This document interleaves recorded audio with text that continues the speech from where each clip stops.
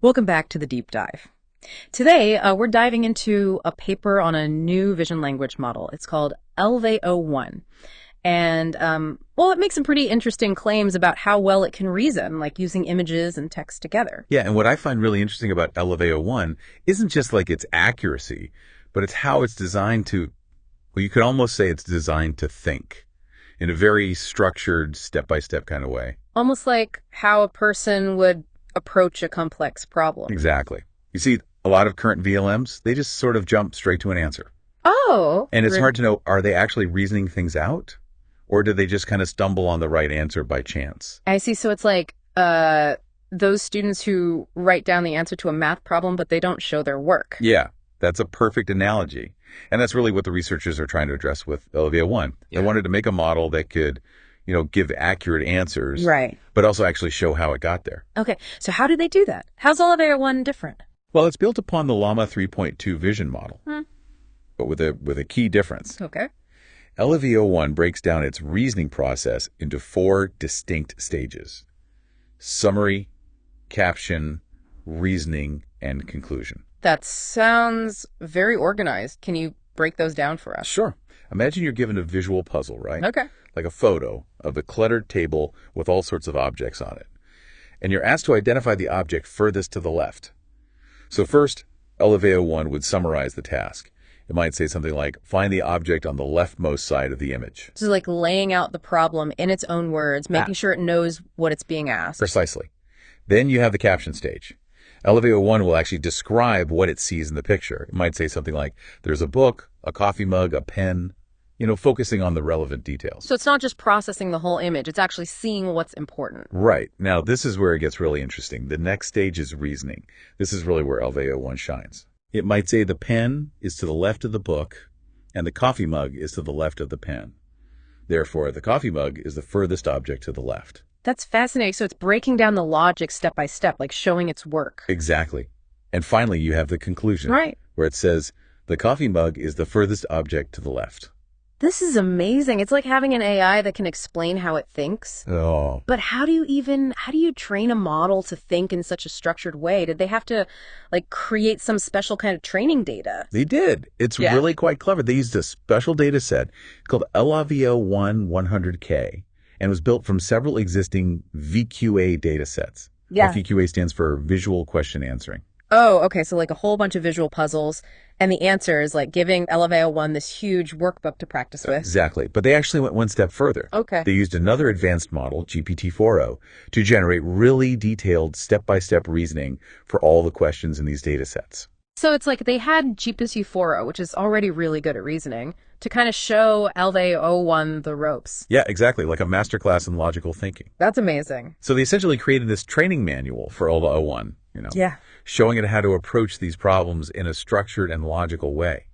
And to help it even further, they actually used special tags in the training data, things like summary and summary, to mark each stage of the reasoning process. Oh, wow. So it's not just learning the answers, it's learning a whole system for thinking about problems. So I have to ask, does this approach actually work? I mean, does this actually make LLaVA-o1 better at reasoning? Or is this all just like a fancy way of packaging the same old AI? No, that's the million-dollar question. And luckily, we don't have to just speculate because the researchers actually put LLaVA-o1 to the test. Oh, okay. Compared it to other top VLMs. Mm. And let's just say the results were pretty impressive. It really did very well. LLaVA-o1 consistently outperforms other open source models on a variety of visual reasoning tasks. That's impressive in itself, but how about when you compare it to the real heavy hitters, the closed source commercial models that often have way bigger teams and tons more resources. Right. Well, that's where things get really interesting. Okay.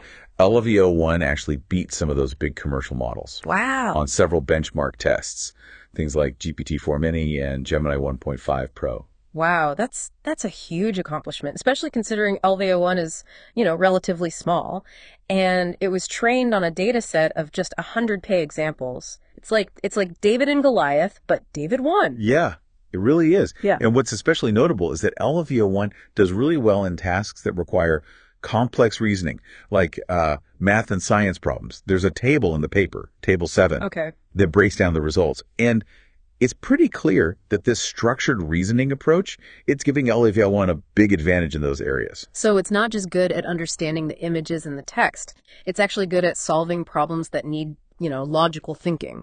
Exactly. And that's one of the most exciting things about this work. It suggests that teaching AI to think more like we do in a step-by-step, transparent way could be the key to unlocking even greater intelligence and problem-solving skills. This is all incredibly impressive, but I gotta be honest, there is one part that still feels a bit curious to me.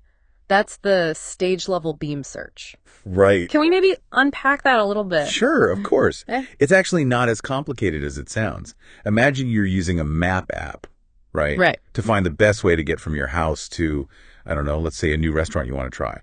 So the app might give you a couple of different routes. Right. With different estimated travel times, traffic conditions. Right, yeah, I do that all the time. And I usually pick the one that, looks fastest and least likely to get me stuck in traffic. Exactly. And that's basically what stage-level beam search does for LLaVA-o1. That's right. At each stage of this reasoning process, the model generates a few possible responses, kind of like brainstorming different paths. Then it uses its training and its knowledge to figure out which response is most likely to lead to the right conclusion, just like your map app is using its algorithms to calculate the best route. Oh, okay. So instead of just going down one path, it's considering different possibilities and picking the best one. So almost like a chess player, thinking about different moves. Yeah, exactly. That's a great analogy. Before making a decision.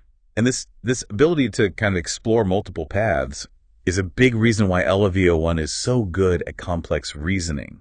It's less likely to get stuck, going down a wrong path, and more likely to find the best, most accurate solution. And the researchers, they mentioned that this stage-level beam search is scalable. So as technology gets better, LLaVA-o1's reasoning could get even more impressive. Exactly. The more computing power you can give it, the more reasoning paths it can consider, and the more accurate and nuanced its answers become. It's a really exciting prospect. It really is. It makes you wonder what other breakthroughs might be possible if we just keep pushing the boundaries of how AI can reason and understand the world. Absolutely. LLaVA-o1 is just one example of the incredible progress happening in AI. And it gives us this really exciting glimpse of what the future could hold. But before we get too caught up speculating about the future, I think it's worth pausing for a second and thinking about what all this means for us, for the people who are going to be interacting with and using these systems in our everyday lives. Yeah, that's a great point. All this technical stuff is super fascinating, but at the end of the day, what matters is how this technology affects people. So for our listener, why should you care about LLaVA-o1 and what it can do? What's the takeaway here? Well, imagine having an AI assistant, right, that can not only answer your questions, but can also explain how it got to that answer in a really clear step-by-step way. Yeah, that would be incredible. No more just trusting the AI blindly. You could actually see how it came to its conclusions. You could ask it, why did you choose that route? Or how did you solve that problem? And it could actually tell you in a way that makes sense. Exactly. It would be like having a coworker or a study buddy who can, walk you through their thought process so you can learn and understand better. That would be huge for so many fields. Education, healthcare, finance, you name it. It really would. It could. It has the potential to revolutionize the way we use AI, build trust, and make it easier for us to work together. And I think one of the most profound implications of this research is that it's not just about making AI smarter, it's about making it more aligned with the way we think and learn. It's almost poetic, By teaching AI to think like us, we might end up understanding ourselves better. That's a great point. And it really speaks to the power of this research. It's not just about better technology, it's about exploring the very nature of intelligence in machines and in people. We started this deep dive talking about how LLaVA-o1 breaks down its reasoning, and now we're talking about the meaning of AI. It's been quite a journey. It really has.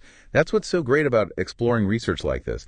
It gets you thinking about the big questions, challenging your assumptions, and expanding your understanding of what's possible. It reminds you that the most amazing insights can come from unexpected places. Who would have thought that a paper on a vision language model would lead us to think about the nature of intelligence and the future of AI and humans working together? Yeah, it really shows you the power of curiosity and being open to new ideas. Speaking of new ideas, what was the most interesting thing for you from this research? For me, it's the idea that structure can actually lead to more creativity and intelligence.